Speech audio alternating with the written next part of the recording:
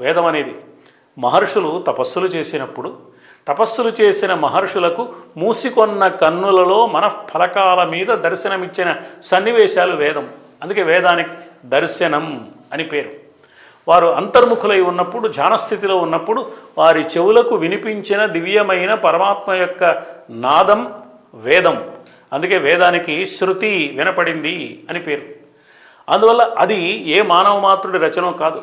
ఇది మేము చెప్తున్నాము ఈ వేదమంత్రాలని అని ఏ ఋషులు అనుకోలేదు. సాముదాయికమైన రచన, ఒక ఋషి రాసింది కాదు. ఏ మహర్షులు తపస్సులు చేశారో ఈ తపస్సులు చేసిన మహర్షుల పేర్లు వేరు, కానీ వాళ్ళ తీరు మాత్రం ఒకటే. అందరికీ ఒక్కటే లక్ష్యం. ఈ తపస్సు ద్వారా, తపస్సు అంటే మనస్సుని ఇంద్రియాలను ఏకాగ్రం చేయడం. తపస్సు ద్వారా మనస్సును ఇంద్రియాలను ఏకాగ్రం చేసి ఏమి సాధించాలని వాళ్ళు కోరుకున్నారు అంటే లోక కళ్యాణం సాధించాలి, విశ్వశ్రేయస్సును సాధించాలి, మానవులు మంచి మార్గంలో నడవడానికి కావలసిన దారిని మనం సూచన చేసే ప్రయత్నం చేయాలి.